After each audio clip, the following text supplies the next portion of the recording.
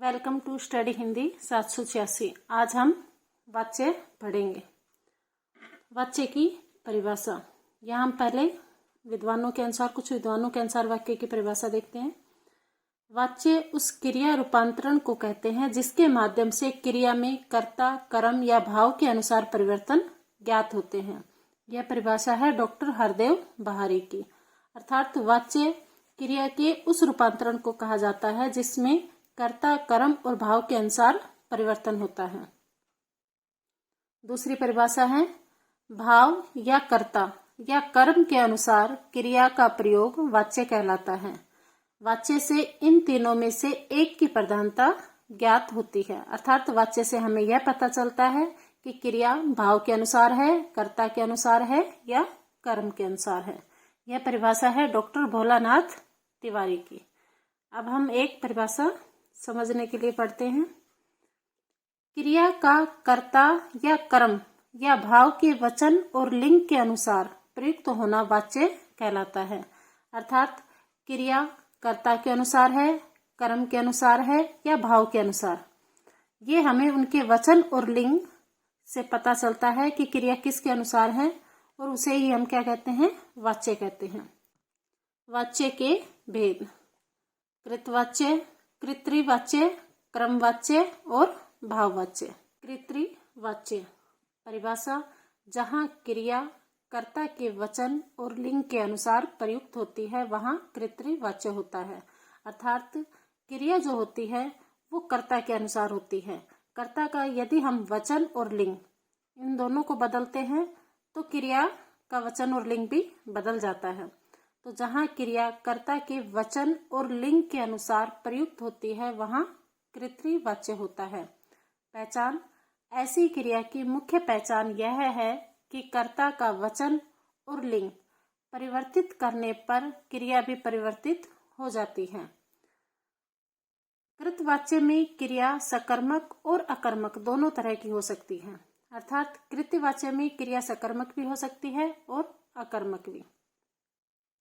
अब इसके उदाहरण देखते हैं। जैसे राम पुस्तक पढ़ता है। अब यहाँ राम कर्ता है, पुस्तक कर्म है और पढ़ना क्रिया है। राम पुल्लिंग है और एकवचन है और क्रिया भी यहाँ पर पुल्लिंग है और एकवचन है। इसलिए जो क्रिया जो है वो किसके अनुसार है, कर्ता के अनुसार है। तो यहाँ क्या हो गया, कृत्रिवाच्य। इसी तरह से दूसरा देखेंगे। देखो, राम ने पुस्तक पढ़ी।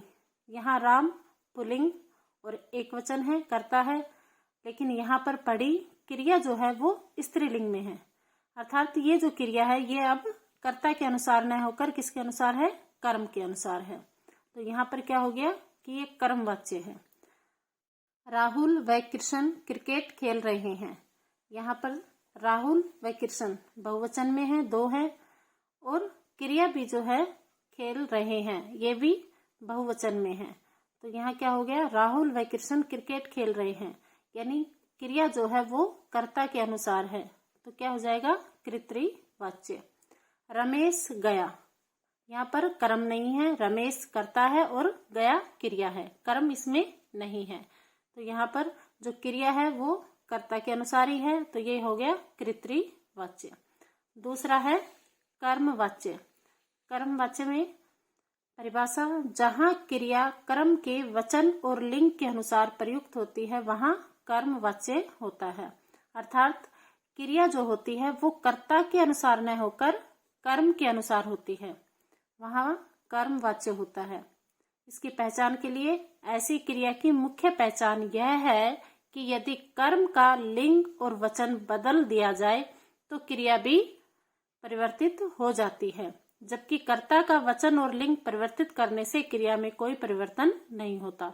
कृतवाच्य में तो कर्ता का वचन और लिंग बदल रहे थे तो क्रिया बदल जाती है, तो वहां कृतवाच्य, और यदि कर्म का लिंग और वचन बदलने से क्रिया बदलती है तो वहां क्रमवाच्य। उदाहरण, क्रमवाच्य में क्रिया सदैव सकर्मक होती है, क्योंकि क्रमवाच्य है तो इसमें हमेशा क्रिया जो होगी वो सकर्मक ही होगी। राम ने सोहन को पत्र लिखा। यहाँ देखिए, राम कर्ता है, सोहन कर्म है, गौण कर्म है, दो कर्म है इसमें, सोहन और पत्र। पत्र भी कर्म है और लिखना जो है वो क्रिया है। अब यहाँ पर लिखना जो क्रिया है वो कर्ता के अनुसार न होकर कर्म के अनुसार है। जैसे राम पुल्लिंग एक वचन है तो क्रिया भी पुल्लिंग और एक वचन है, यहाँ इससे पता नहीं चल रहा।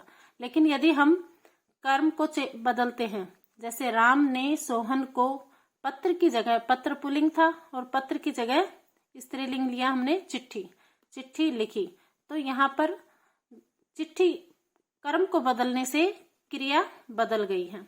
यहाँ कर्ता वही है पुल्लिंग और एक वचन, लेकिन क्रिया बदल गई है, ये स्त्रीलिंग हो गई है। तो ये किसकी वजह से? कर्म की वजह से। तो यहाँ कर्म के बदलने पर क्रिया बदल रही है, इसलिए ये कर्मवाच्य है। कर्मवाच्य के और उदाहरण देखिए। सीता ने रोटियां बनाई।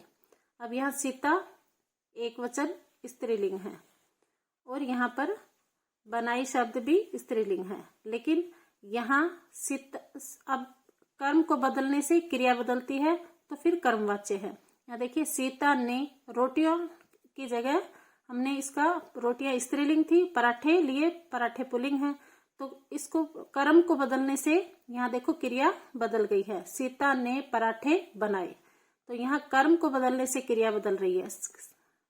कर्ता जो है वो वही है, कर्ता के अनुसार क्रिया नहीं हो रही, और यहाँ किसके अनुसार हो रही है? कर्म के अनुसार। दूसरा देखो, राम ने चावल बनाए, तो यहाँ पर राम, तीनों लाइनों में राम ने हलवा बनाया, राम ने सब्जी बनाई, तीनों में कर्ता एक ही है, लेकिन क्रिया यहाँ तीनों में अलग अलग है। क्यों? क्योंकि ये चावल के अनुसार है, यहाँ ये हलवा के अनुसार क्रिया है, यहाँ ये सब्जी के अनुसार। सब्जी स्त्रीलिंग है तो क्रिया स्त्रीलिंग हो गई, तो ये इन तीनों में क्या है? कर्मवाच्य, यानी कर्ता के अनुसार क्रिया इसमें नहीं आ रही है। अब यहाँ देखते हैं कर्मवाच्य का प्रयोग क्यों किया जाता है। जहां कर्ता की आवश्यकता नहीं हो वहां भी हम कर्म का वाच्य का प्रयोग करते हैं। जैसे परीक्षा फल कल प्रकाशित होगा, यहाँ पर कर्ता की कोई आवश्यकता नहीं है, तो इसलिए कर्मवाच्य का प्रयोग यहाँ किया जाता है। दूसरा, अपना प्रभाव जमाने के लिए, जैसे उसे पेश किया जाए, उसके लिए भी हमें कर्मवाच्य का प्रयोग किया जाता है।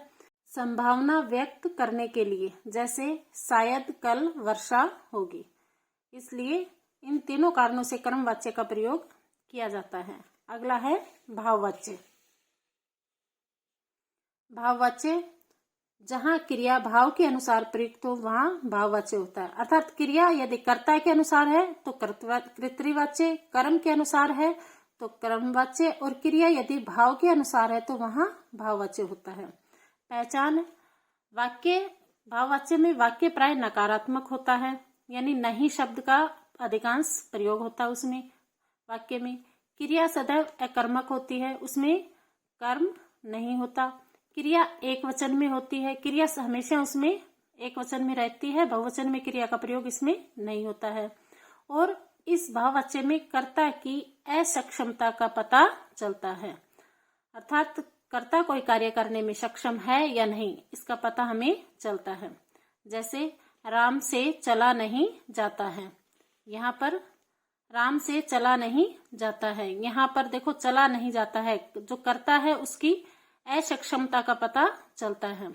सीता से गाया नहीं जाता है, और इसमें क्रिया जो होती है वो एक वचन में होती है, जाता है, यहाँ पर ये जो क्रिया है ये एक वचन में है, बहुवचन में क्रिया इसमें नहीं आती, तो ये भाववाच्य है। अब हम देखेंगे कि वाक्य में हम इसकी पहचान कैसे करें कि किसमें कर्तृवाच्य है, किसमें कर्मवाच्य या भाववाच्य। तो वाक्य की पहचान के लिए यदि कर्ता के साथ कोई कारक चिन्ह नहीं है तो कर्तृवाच्य है, और यदि कर्ता के साथ ने, से द्वारा हो तो वाक्य में कर्मवाच्य होगा। ये पहचान के लिए आसान तरीके हैं। और यदि कर्ता प्लस में से, प्लस में क्रिया, या फिर उसके साथ नहीं, या और फिर क्रिया, तो फिर वह भाववाच्य है, यानी नहीं वाला जो आता है वह भाववाच्य है। यहाँ पर कुछ उदाहरण है, जैसे राहुल मैदान में सुबह से खेल रहा था, तो यहाँ पर खेल रहा था, ये खेल क्रिया जो है वो किसके अनुसार है? राहुल के अनुसार। और यहाँ पर हम देखेंगे कर्ता के साथ में कोई भी कारक चिन्ह नहीं है, कर्ता के साथ में कारक चिन्ह नहीं है, तो कौन सा हो गया? कृत्रिवाच्य। यहाँ देखो पत्र राम द्वारा लिखा जाता है, यहाँ पर ने से द्वारा ये अगर आ जाए तो क्या था? कर्मवाच्य। तो पत्र राम द्वारा लिखा जाता है कर्मवाच्य। जहां पर ने से द्वारा होता है तो वहां कर्मवाच्य होता है। राहुल ने, ये ऐसे भी लिखा जाता है, राम द्वारा पत्र लिखा जाता है, कर्मवाच्य। राहुल ने गीत गाया, यहाँ पर देखिए राहुल ने गीत गाया, यहाँ पर कर्ता के साथ क्या है? ने, तो क्या हो जाएगा? कर्मवाच्य। राहुल ने गजल गाई, कर्ता के साथ में ने या से द्वारा होता हो तो कर्मवाच्य, तो क्या हो जाएगा? कर्मवाच्य। कविता से लिखा नहीं जाता है, यहाँ पर कविता से लिखा नहीं जाता है, यहाँ देखो नहीं के पहले भी क्रिया होती है और बाद में भी, तो क्या हो जाता है? भाववाच्य। यहाँ पर भाववाच्य की यही पहचान थी कि कर्ता, फिर से, फिर क्रिया, फिर नहीं और फिर क्रिया, तो क्या हो जाता है? भाववाच्य।